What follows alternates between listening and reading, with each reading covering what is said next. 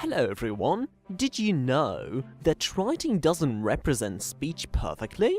Or, to put it in an even more condescending question, did you know that same letters may represent different sounds in different languages? Or even the same language for that matter? How do we solve that conundrum if we want to explain the pronunciation of a word in textbook? Why, with the help of the International Phonetic Alphabet, of course. The purpose of this video is to give a quick rundown on the IPA, a system of phonetic transcription invented by the International Phonetic Association, also IPA, in the year of 1888.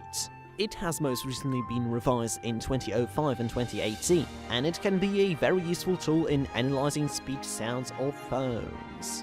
Whether you want to do it as a linguist, an actor, an optometrist, well, granted, you might say that an optometrist wouldn't find IPA very useful in their line of work, but who's to say they can't analyse speech sounds during their lunch break, eh? I wouldn't be so judgmental about this if I were you.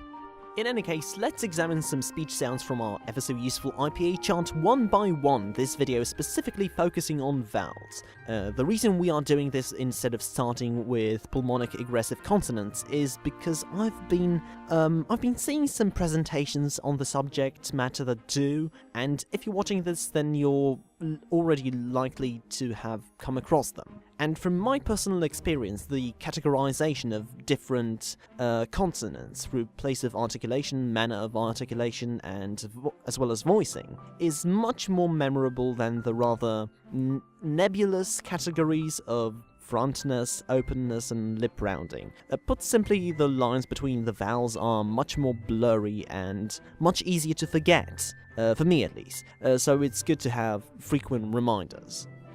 And I might have also had a Twitter argument with a YouTube celebrity over how the word manga or manga should be pronounced, and which of the typical anglicised pronunciations is closer to the original Japanese one. Spoiler alert, both are correct, because in Japanese it's transcribed with a, which is a vowel that doesn't exist in the English phonemic inventory outside of diphthongs, so the retracted a is right in between the two phones used in the anglicised version, so to say only one is correct is uneducated pedantry.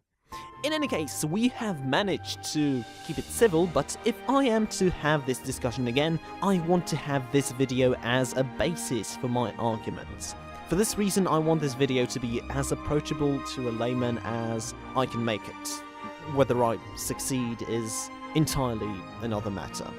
So, let's lay some groundwork. Alan Cruttenden, in Gimson's pronunciation of English, describes vowels as sounds that are normally made with a voice-aggressive airstream, without any closure or narrowing, such as would result in the noise component characteristic of many consonantal sounds. Now, to my knowledge, outside of paralinguistics, all vowels are pulmonic aggressive, which means they are speech sounds that use the air that flows outwards through the speech chain organs from the lungs, as opposed to, of course, the left foot. Okay, I am now being told that the left foot is not in fact a valid source of airflow inside one's body. Instead, in the case of some consonants that I must stress are not normally used in English, the air can come from the glottis, which is the space between your vocal cords, and the velum, which is the soft palate, the space where we pronounce k and g. Additionally, the air can flow in instead of out, so overall we can classify pulmonic egressive sounds, pulmonic ingressive sounds, glottalic egressive sounds, glottalic ingressive sounds, and velaric ingressive sounds. Again, normally only the first type has vowels as they are used in real speech.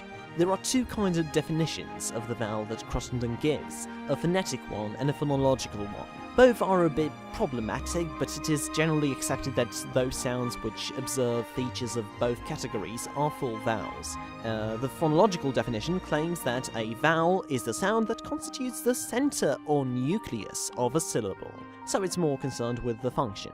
The phonetic one, meanwhile, focuses on the qualities of a vowel, which are median, the air has to escape over the middle of the tongue, frictionless, doesn't create friction, and continuant. The sound doesn't have to stop until one is out of breath. U, W, and R are like that, but they don't function as the center of a syllable, so we call them semivowels.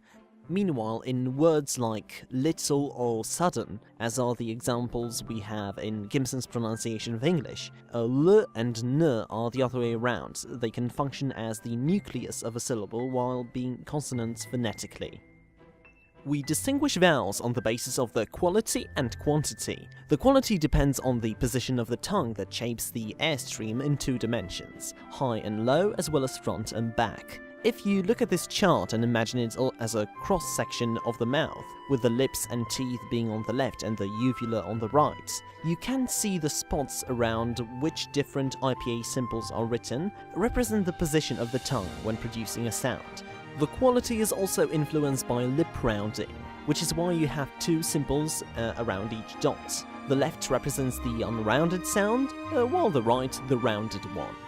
The quantity means basically how relatively long or short the given sound is. We use this lovely little diacritic that resembles a colon to indicate that a vowel is long.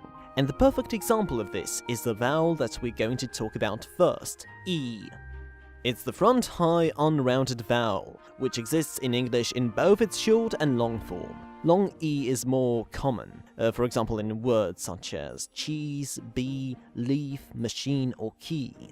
As you see, that's a little joke thrown in there, just a little witticism for the more clever of you. As you see, it's got a variety of different spellings. It's also very prone to diphthongization, a word which here means that it might be pronounced as 2 vowels of different quality that glide into each other. Compare cheese, chase, machine, machine. As for the short E, Cruttenden actually classifies it as an allophone or a variant of a different vowel.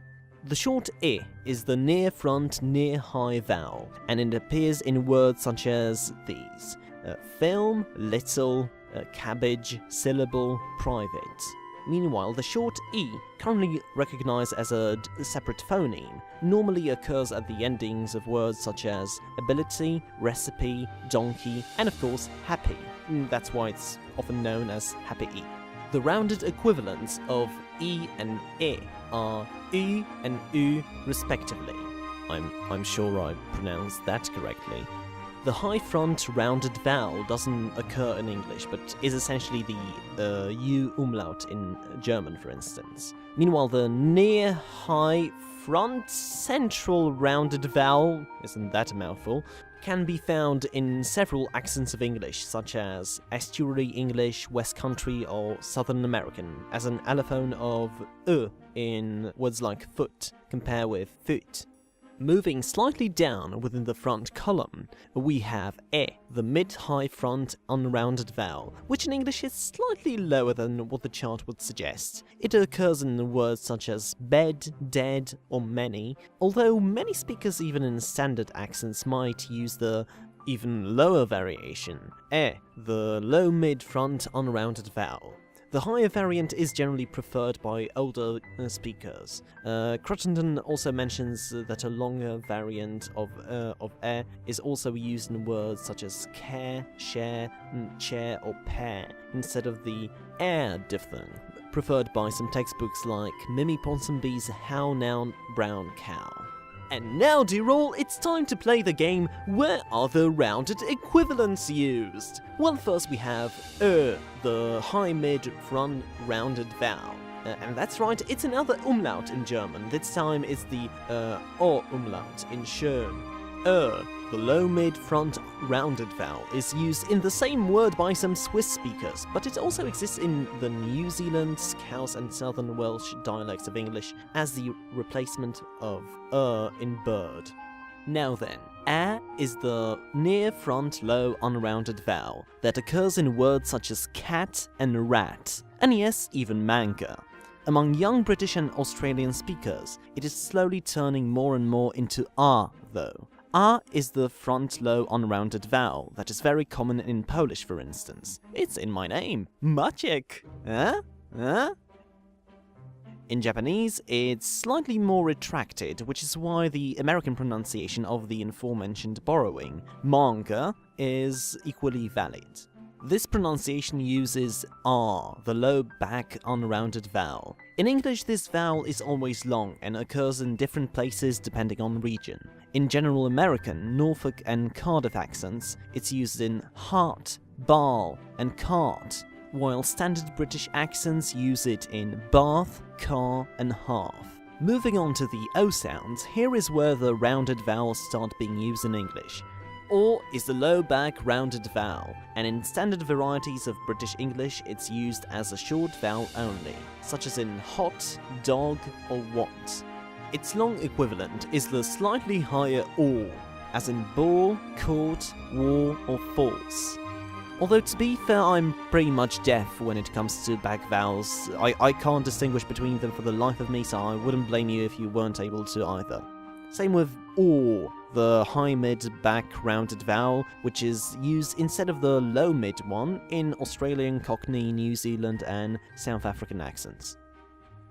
Is the low mid-back unrounded vowel, and is found in English in words such as cut, bulge, done, flood or tough. As you see, it's got a more limited variety of spellings than most English vowels, nothing other than O's and U's is used as its representation. Such is also the case with the near-high back-rounded vowel, symbolized in the IPA by this horseshoe U.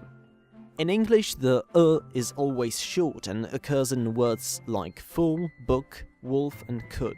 Its long equivalent is the long oo, the high back-rounded vowel. According to Cruttenden, it's a bit more centralized in English actually. It's found in rude, food, lose, chew, and shoe. Now, when you unround oo, you get the high back unrounded vowel. You can find it in the Californian accent of all places, where it replaces the rounded variant in goose. It's also common in Irish and Scottish Gaelic. Slightly lower on the back scale is the high mid-back unrounded vowel, also popular in Scottish and Irish Gaelic. And that's all the back vowels, folks, so let's move on to the central column.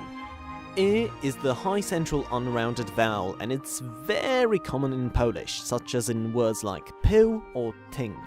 Apparently it can also be used in a variety of southeastern English, as a replacement for oo in rude. Compare rude. On the right, we see the rounded equivalent, yet another allophone of oo in many dialects of English. Alright, we're approaching the mid-center, so it's time to address the schwa-elephant in the room. Or the schwa, is the mid-central vowel and the most common vowel in the English language. Despite not having any fixed representation in writing, can basically be any vowel-like letter you imagine, as you can see in words like about, offend, gentleman, batter, possible, suppose, colour, or famous.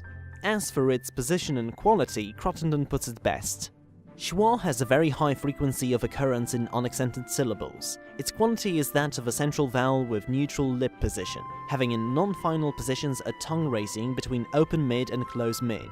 So there you go. Schwa is the most neutral unstressed vowel, and it's very susceptible to outside influence. Depending on its position and the neighbouring consonants, it may well change its quality. For instance, the final schwa is noticeably lower than any other variant and thus approaches the near-low central vowel R. When the schwa is close to the alveolar consonants such as t, d, or n, the schwa becomes high-mid and can slightly retract when it is in the neighbourhood of velars such as k, g, or n. In other words, it approaches the positions of the high-mid vowels, the unrounded and the rounded And finally, the schwa has also its long equivalent in English, the low-mid central unrounded vowel Despite its slightly different quality, it's known as a long schwa, and in fact, many native speakers simply use an elongated schwa instead of it. Occurs in words such as occur, word, bird, urge, or search. Its rounded equivalent is and it appears in the Irish and New Zealand dialects of English, as well as actual Irish Gaelic. And there we go! That's all the pure vowels we can list in the broad transcription of the IPA. It should be mentioned though, I'm a lousy phonetician. So if I've made any errors or if my explanations have been a bit confusing, be sure to comment and I'll try to explain anything to the best of my knowledge and ability. Anything related to the IPA, that is. I don't see why you would ask me how lamps work, given that it's a video about phonetics and not lamps.